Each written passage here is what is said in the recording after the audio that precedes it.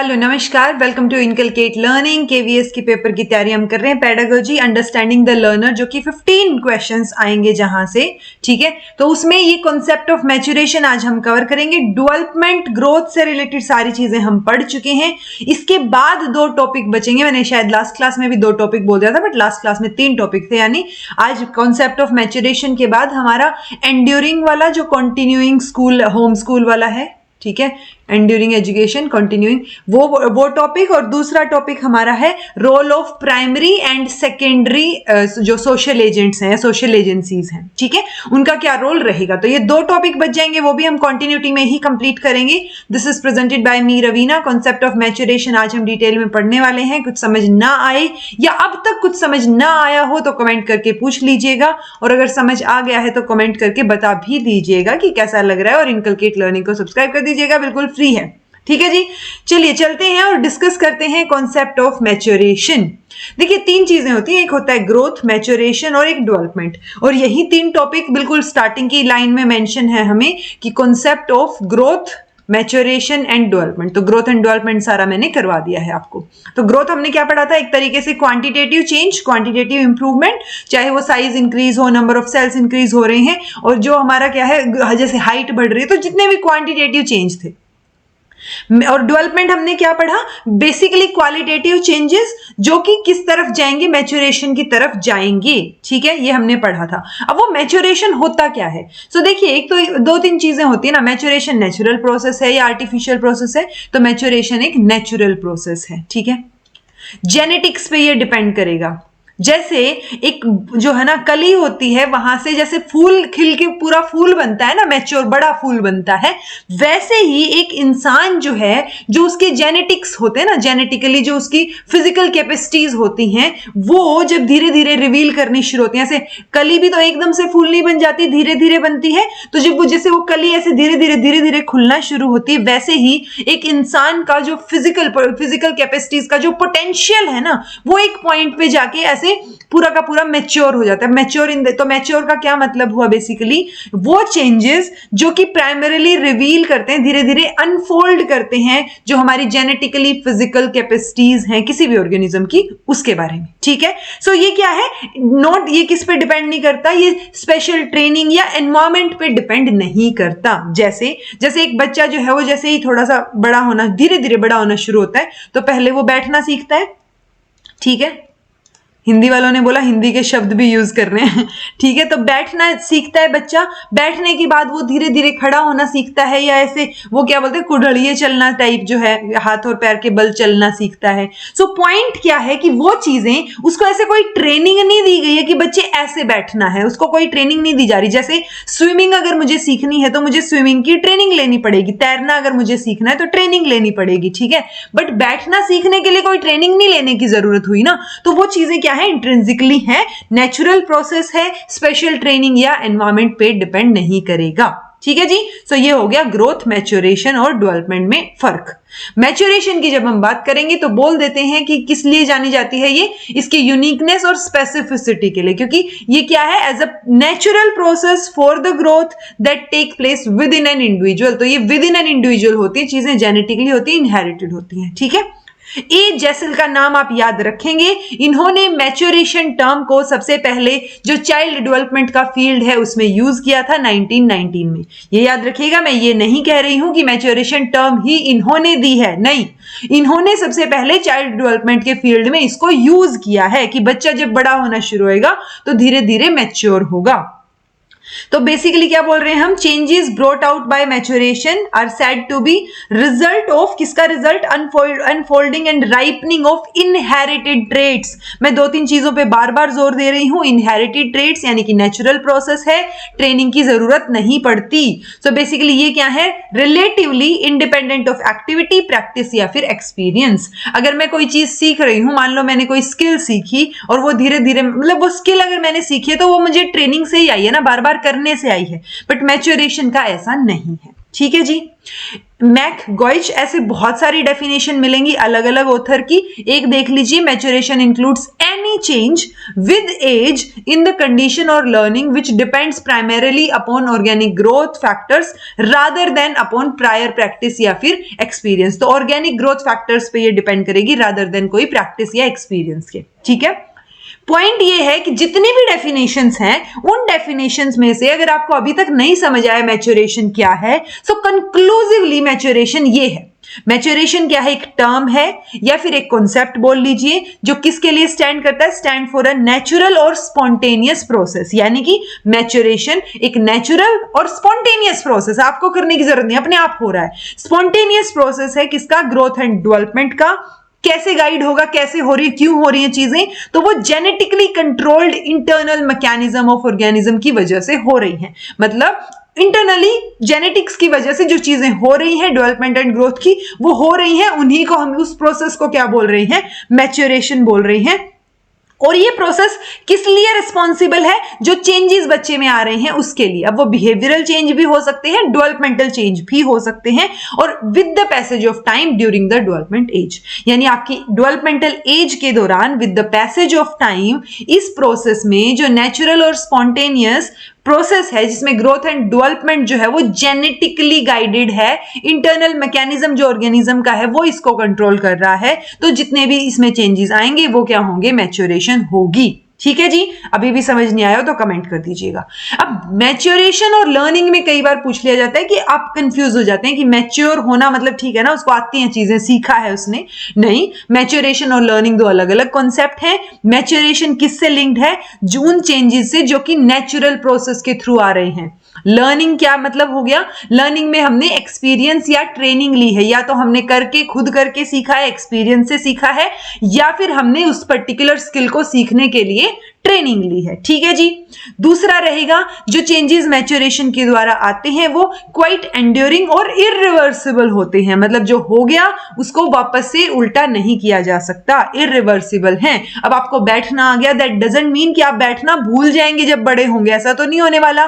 But अगर आपने learning के थ्रू कोई चीज सीखी है, सो कॉन्शियसली या अनकॉन्शियसली, मान लो आप उसकी प्रैक्टिस नहीं कर रहे हैं तो आप उसको भूल भी सकते हैं एक पॉइंट पे जाके। ठीक है, सो ये रिवर्सिबल है, एक पॉइंट पे जाके इसको अनडन किया जा सकता है। मतलब जो आपने सीखा था वो उल्टा हो गया, तो ये रिलेटिवली एंड्यूरिंग है और इरिवर्सिबल नहीं है। देन मैच्योरेशन जो है उसमें क्या है? ये वंस जेनेटिक एंडाउमेंट और रेशियल कैरेक्टरिस्टिक्स, यानी जेनेटिकली हो रही हैं जो चीजें हो रही हैं। ठीक है, is capable of providing universal stage involving specific characteristic of growth and development. तो पॉइंट क्या है? यहां जेनेटिकली हो रही हैं चीजें, यहां पे एनवायरमेंट अपॉर्चुनिटी प्रोवाइड कर रहा है। मान लो मेरे को अपॉर्चुनिटी आई कि मैं कंप्यूटर का कोई कोर्स कर सकती हूं। ठीक है, सो वो क्या हुआ? मेरे एनवायरमेंट की वजह से, या मान लो मेरे पेरेंट्स ने मेरा कंप्यूटर के उसमें दाखिला करवा दिया, तो मेरे एनवायरमेंट ने एक अपॉर्चुनिटी दी, एक अपॉर्चुनिटी मुझे मिली, जिसकी वजह से मेरे जो एक्सपीरियंस है उसको भी शेप मिली, प्लस ट्रेनिंग हुई मेरी उस पर्टिकुलर चीज की। तो ये हेरिडिटरी नहीं है। ठीक है, ये जेनेटिकली एंडाउड है, ये हेरिडिटरी या जेनेटिकली नहीं है। ठीक है जी। मैच्योरेशन जो है वो इंडिपेंडेंट है एक्सपीरियंस या ट्रेनिंग के ऊपर। लर्निंग तो टोटली डिपेंडेंट है सिर्फ एक्सपीरियंस और ट्रेनिंग के बेसिस पे। मैच्योरेशन लाइफ लॉन्ग प्रोसेस नहीं है। एक पॉइंट पे जाके जब मैच्योरिटी अटेन हो जाती है तो चीजें वहां पे रुक जाती हैं, मैच्योरिटी कंप्लीट हो जाती है। और वो कब होता है? जब हम अडल्टहुड की बात करते हैं। लर्निंग की बात करेंगे तो लर्निंग एक लाइफ लॉन्ग प्रोसेस है। आप और मैं सब लोग लर्नर ही हैं, तो वही चीज यहां पे है कि लर्निंग एक लाइफ लॉन्ग प्रोसेस है। ये जाके लर्निंग जो है वो अडल्टहुड पे जाके स्टॉप नहीं होगी। आप मरते दम तक कुछ ना कुछ चीजें सीखते ही हैं, एक्सपीरियंस करते हैं। मैच्योरेशन जो है वो क्वाइट नेचुरल और स्पॉन्टेनियस फिनोमिना है। ये किसी कोई फेवरेबल कंडीशंस हो आसपास, अनफेवरेबल कंडीशंस हो, उसके ऊपर फर्क नहीं पड़ेगा। बच्चे को बैठना आएगा तो वो आएगा ही, वो सीख जाएगा। अब चाहे वो झोपड़पट्टी में रह रहा हो या फिर वो राजमहल में रह रहा हो, बच्चे को बैठना आएगा। तो मैच्योरेशन में नेचुरल और स्पॉन्टेनियस फिनोमिना देखेंगे। लर्निंग जो है वो ऐसे नहीं हो सकती। लर्निंग डिपेंड करेगी आपकी सिचुएशन और एनवायरमेंटल कंडीशंस के ऊपर। देन है जी मैच्योरेशन में इंटरेस्ट की या अटेंशन देने की जरूरत नहीं है, कोई रोल नहीं होता इसमें। मतलब जो इंसान मैच्योर होगा वो धीरे धीरे चीजें उसमें होंगी, बट लर्निंग में सीखने के लिए आपको इंटरेस्ट, अटेंशन, मोटिवेशन हर चीज की जरूरत पड़ेगी। अब छोटे बच्चे को हम मोटिवेशन थोड़ी ना देते हैं कि वो बैठना सीख जाए, या उसको कोई ऐसे इंसेंटिव थोड़ी ना देते हैं कि वो सीखेगा, उसको हम बता रहे हैं कि बैठना सीखना पड़ेगा। नहीं, ऐसा नहीं होता, बैठना वो ऑटोमेटिकली सीखता है। तो कोई रोल नहीं है यहाँ पे मोटिवेशन का या फिर इंटरेस्ट अराउजल का या फिर अटेंशन का। बट जब हमें सीखनी है चीजें, हमारा इंटरेस्ट उसमें होना चाहिए, हम मोटिवेटेड होने चाहिए और हमें उसको अटेंशन देनी पड़ेगी। जैसे अगर आपको केवीएस की तैयारी करनी है, so it can't be in the process of maturation ना, लर्निंग में होंगी वो चीजें कि आपका इंटरेस्ट है कि भाई केवीएस की तैयारी करनी है। अब आप मोटिवेटेड हैं अंदर से कि टीचर बनना है, सरकारी नौकरी लेनी है, और आप उसकी तरफ अटेंशन दे रहे हैं, तो आप मेरी वीडियो देख रहे हैं, ठीक है, तो वो क्या हो गई, लर्निंग का प्रोसेस हो गया। देन है जी मैच्योरेशन लर्निंग पे डिपेंड नहीं करता, लेकिन लर्निंग मैच्योरेशन पे डिपेंड जरूर करती है। मान लो बच्चे को बैठना आना है, तो उसमें तो स्किल की, लर्निंग की सीखने की कोई जरूरत नहीं है, उसने बैठना सीख लिया, उसने खड़ा होना भी सीख लिया, ठीक है, चलना भी सीख लिया। लेकिन अगर उसको किसी रेस में पार्टिसिपेट करना है, दौड़ में भाग लेना है, तो वो जो बैठना चलना सीखा था ना, यहाँ पे चलने वाली चीज, वो चलना यहाँ पे काम आएगा। अगर उसको चलना आता है, वो मैच्योर है इतना, तो वो रेस वाली लर्निंग जो है उसकी हो सकती है कि उसको 100 मीटर की रेस कंप्लीट करनी है या जीतनी है। ठीक है, समझ आई ये चीज। लर्निंग जो है वो मैच्योरेशन पे डिपेंड करेगी। ठीक है जी। अब आती है एजुकेशनल इंप्लीकेशन की मैच्योरेशन कर रहे हैं इतनी देर से, काम क्या है इस चीज का। ठीक है, सो बहुत सारे फंक्शंस हैं एंड फिनोमिनाज है ग्रोथ की जब हम बात करते हैं, जो कि एंटायरली किसकी वजह से चलते हैं, प्रोसेस ऑफ मैच्योरेशन की वजह से। सो क्वाइट ये क्या है, ऑटोमेटिक और स्पॉन्टेनियस है, ये हमने पढ़ लिया है अब तक। मैकग्रो ने क्या किया, साइकोजेनेटिक फंक्शन, दो होते हैं, ऑन्टोजेनिक फंक्शन और साइकोजेनेटिक फंक्शन। तो जो साइकोजेनेटिक फंक्शन है वो क्या होते हैं, जो कॉमन है, जैसे मैंने आपको जो जिसको हम किसके अंडर ले रहे हैं, मैच्योरेशन की हेडिंग के अंदर हम इंक्लूड कर रहे हैं। तो मैकग्रो ने उनका एग्जाम्पल क्या दिया, जैसे क्रीप करना, सिट करना, बैठना, खड़े होना, जो है स्टेयर्स पे चढ़ना, तो ये सारे क्या है, साइकोजेनेटिक फंक्शन है। आपको पर्टिकुलरली बच्चे को ये सिखाने की जरूरत नहीं है कि एक पैर ऊपर नीचे करके ऐसे आप स्टेयर्स पे चढ़ेंगे। ठीक है, पियाजे ने भी एग्जाम्पल दिए कॉग्निटिव स्कीमा के, जैसे कि रीडिंग है, ग्रास्प करना है, सैकिंग है, लुकिंग है, देख रहे हैं आप किसी की तरफ, तो ये क्या है, फंक्शंस ऑफ मैच्योरेशन है प्योरली। इनके लिए आपको एक्सपीरियंस या स्किल की जरूरत नहीं पड़ेगी, तो वो क्या है, साइकोजेनेटिक फंक्शन है। दूसरा, अब ये हो सकता है कि जो हम मैच्योरेशन की बात कर रहे हैं उसमें एक्सरसाइज या ट्रेनिंग जो है वो थोड़ा सा एडवांटेज दे देगी इनको, बट ऐसा नहीं है कि अगर आपने एक्सरसाइज नहीं किया, ट्रेनिंग नहीं ली, तो वो चीजें होंगी ही नहीं। पेरेंट्स और टीचर्स कई बार क्या करते हैं, ओवर एंथुजियास्टिक होके कि वो मेरे बच्चे को चलना नहीं आया, तो वो मतलब ज्यादा करने की ट्राई करते हैं, वो वेट नहीं करते पेशेंटली कि जब जब चीजें होनी है धीरे धीरे वो वैसे वैसे सीखेगा बच्चा। ठीक है, दूसरा क्या रहेगा, ऑन्टोजेनेटिक फंक्शन रहेंगे जो कि स्पेसिफिक है किसी इंडिविजुअल के लिए। मान लो मुझे स्विमिंग सीखनी है, स्केटिंग सीखनी है, ट्राईसाइक्लिंग राइड करनी है, या वो चीजें जिनमें फाइन मोटर स्किल्स यूज हो रही हैं, या लैंग्वेज का डेवलपमेंट है, या जो अदर हायर कॉग्निटिव एबिलिटीज हैं, तो जब ये चीजें करनी पड़ेंगी ना, तो उसके लिए हमें एक्सपीरियंस की भी जरूरत पड़ेगी, प्लस हमें ट्रेनिंग की भी जरूरत पड़ेगी। ठीक है, तो जहां ट्रेनिंग और एक्सपीरियंस की जरूरत पड़ रही है, आप समझ लिए वो चीज आप सीख रहे हैं, लर्निंग है वो, मैच्योरेशन नहीं है। ठीक है जी, सो ये ऑन्टोजेनिक फंक्शन हो जाएंगे जहां पे आपको स्पेसिफिक जो है ट्रेनिंग की जरूरत पड़ेगी, ये मैच्योरेशन की हेडिंग के अंडर नहीं आएंगे।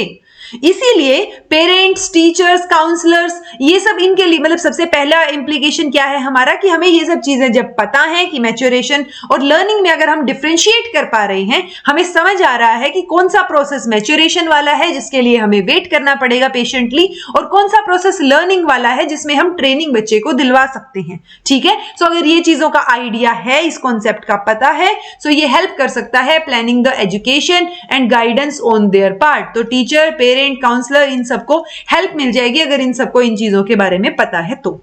दूसरा क्या रहेगा जी, बहुत सारी रिसर्च स्टडीज जो है मेजॉरिटी वाली, मतलब मेजॉरिटी ऑफ चिल्ड्रन जो है वो क्या करते हैं, मान लो सेम एज के बच्चे हैं, जो क्रोनोलॉजिकल एज होते हैं या क्रिटिकल पीरियड्स होते हैं, उनका जो डेवलपमेंट है ना वो क्या है, सिमिलर है, मतलब सिमिलर ज्यादा है, डिससिमिलर कम है। हमने ये तो बोला कि इंडिविजुअल डिफरेंसेस होते हैं जिसकी वजह से जो है ऐसा नहीं होगा कि एक पैटर्न हम सेम बोल देते हैं, बट स्टेप बाय स्टेप की बिल्कुल एक दिन में ये होगा दूसरे दिन ये होगा, ऐसा हम डिसाइड नहीं करते, राइट। सो वो इंडिविजुअल डिफरेंसेस डिफरेंसेस तो रहेंगे, बट उन इंडिविजुअल डिफरेंसेस के बाद भी बहुत सारी रिसर्च स्टडीज ने ये बताया कि जो क्रोनोलॉजिकल एज है, मान लो 2 या 3 साल का बच्चा है, सो सभी 2 या 3 साल के बच्चे अराउंड एंड अराउंड वैसा ही बिहेव करेंगे, ठीक है। तो उनमें सिमिलैरिटी ज्यादा देखने को मिली है एज कंपैरिजन टू डिससिमिलैरिटी, मतलब सेम चीजें ज्यादा देखने को मिली है जब हम तुलना करते हैं किससे, डिससिमिलर या अलग चीजों से, ठीक है।